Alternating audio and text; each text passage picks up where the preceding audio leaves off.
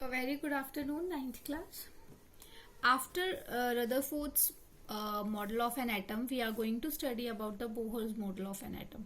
So, after Rutherford or Thomson model, Bohr was the next person who gave the model of an atom. So, Rutherford की कुछ एक theories थी, जैसे कि आप मतलब शॉर्टकमिंग्स थी, जैसे हमने पिछले लेक्चर में डिस्कस किया था कि उनकी शॉर्टकमिंग्स क्या थी, उनके मॉडल को क्यों जो है वो अप्रिशिएट नहीं किया गया है, उतनी रिकॉग्निशन नहीं मिली, स्टिल उन्होंने काफी अच्छा काम किया. सो उसी उन सब चीजों को एक्सप्लेन करते हुए बोहर ने भी जो है वो एक मॉडल दिया. So today we are going to discuss about that. So, to overcome the objections raised against Rutherford's model of an atom, Neil Bohr, उनका पूरा नाम नील बोहर था, put forward the following postulates about the model of an atom. So, जो Rutherford की shortcomings थी, for example कि उन्होंने ये तो बताया कि सेंटर में जो पॉजिटिव चार्ज है, बट वो ये एक्सप्लेन नहीं कर पाए कि जो इलेक्ट्रॉन्स है वो किस तरह से अरेंज है. उन्होंने सिर्फ ये कहा कि इलेक्ट्रॉन रिवॉल्व कर रहे हैं around the your like nucleus के अराउंड जो है वो रिवॉल्व करें, बट एक्चुअली क्या सिचुएशन है, कैसा वो रिवॉल्व करें, इसके बारे में उन्होंने कोई एक्सप्लेनेशन नहीं दी थी. सो उसी को एक्सप्लेन करने के लिए हमारे पास बोहर ने जो है एक नया पोस्टुलेट्स जो है, कुछ एक पोस्टुलेट जो थे उन्होंने दिए. So the first postulate was only certain special orbit known as discrete orbits of electrons are allowed inside the atoms. तो उनका फर्स्ट पॉस्टुलेट था कि जिस तरह रदरफोर्ड ने बताया कि बीच में क्या है, पॉजिटिव चार्ज प्रेजेंट है और इलेक्ट्रॉन जो है अराउंड रिवॉल्व करे, तो उन्होंने बताया कि जो इलेक्ट्रॉन है वो रिवॉल्व कहाँ कर रहे हैं, वो एक स्पेशल ऑर्बिट में रिवॉल्व कर रहे हैं. ठीक है, जिनको हम क्या कहते हैं, डिस्क्रीट ऑर्बिट कहते हैं. उस टाइम इसको डिस्क्रीट ऑर्बिट उन्होंने नाम दिया. बोला कि जिसमें इलेक्ट्रॉन, सिर्फ इलेक्ट्रॉन्स को अलाउ होता है कि वो उस ऑर्बिट में या उस एटम के अंदर उस ऑर्बिट में वो रिवॉल्व कर पाए.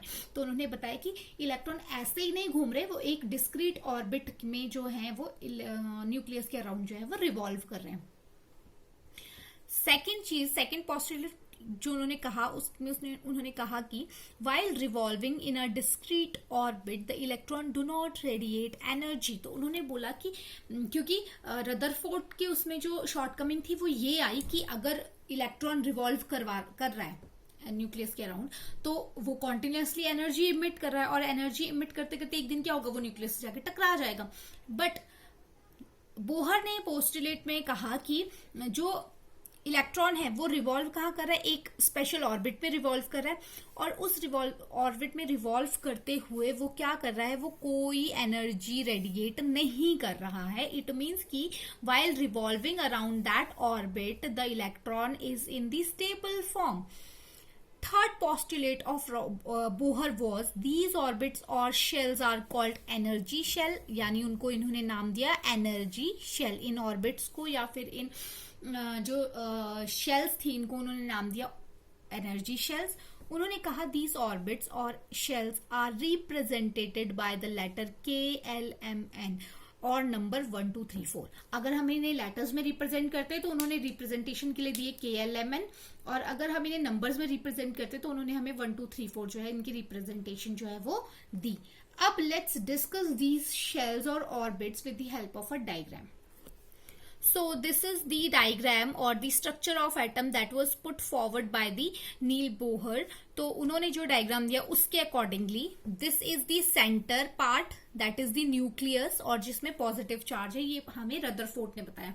बट उन्होंने जो हमें चीज बताई, बोला कि इलेक्ट्रॉन जो इसके अराउंड घूम रहा है, बट कहाँ घूम रहा है, कैसे घूम रहा है, इसके बारे में कोई डिस्कशन उन्होंने नहीं करा. बट इसके बारे में हमें किसने बताया, नील बोहर ने बताया. उन्होंने बताया कि जो इलेक्ट्रॉन्स हैं, लाइक मान लो ये एक इलेक्ट्रॉन है, तो ये जो इलेक्ट्रॉन है ना, ये वाला, ये सिर्फ इसी ऑर्बिट में, इसी के अराउंड चक्कर, जैसे सन के अराउंड सन के अराउंड जो प्लैनेट्स हैं वो रिवॉल्व कर रहे हैं. जैसे अगर हम पृथ्वी की ही बात करें तो पृथ्वी क्या है, अपनी ऑर्बिट में सर्कल लगाती है, सन के अराउंड जो है चक्कर लगाती है. सिमिलरली उन्होंने कहा कि जो न्यूक्लियस है उसके अराउंड जो इलेक्ट्रॉन्स हैं वो इस तरह से चक्कर लगाते रहते हैं. अब पृथ्वी भी तो घूम रही है ना सन के अराउंड, बट वो कोई एनर्जी रेडिएट नहीं कर रही है, ऐसा तो नहीं हो रहा वो टकरा जा रही है. क्यों? क्योंकि उसके पास अपना एक पाथ है जिसपे वो कॉन्टिन्यूसली मूव कर रही है. सिमिलरली इलेक्ट्रॉन्स के पास भी अपना एक ऑर्बिट है, एक पाथ है जिसपे वो घूमते रहते हैं, बट वो एनर्जी रेडिएट नहीं करते हैं क्योंकि ये उनका स्टेबल पाथ है। तो ये चीज जो है वो नील बोहर ने हमें बताई। तो इन्होंने बताया कि ये जो शेल्स हैं इनको हम अगर अल्फाबेटिकल ऑर्डर में रिप्रेजेंट करें, so this is the nucleus. जो न्यूक्लियस के बाहर सबसे पहला शेल होगा that is the K shell, और अगर नंबर में उसको रिप्रेजेंट करते तो number is 1, so n is equals to 1। If और उसके बाहर वाला जो है वो के शेल है और n इज इक्वल्स टू 2 है। उससे बाहर वाला is m shell and n is equals to 3, और सबसे बाहर जो है वो n शेल है और the number is equals to 4। तो इस तरह ये डिफरेंट शेल्स जो होते हैं, और इन शेल्स के अंदर जो है वो इलेक्ट्रॉन रिवॉल्व करते हैं, जिसकी वजह से जो एटम है उसकी स्टेबिलिटी मेंटेन्ड है कि इलेक्ट्रॉन कभी जाकर न्यूक्लियस से जाकर नहीं टकराएंगे, कोई एनर्जी रेडिएशन नहीं हो रहा है, जिसकी वजह से जो एटम है वो एज अ होल क्या है, स्टेबल है। So this was the Bohr's model of an atom. So let's move towards the questions. So today there are only 2 questions for you.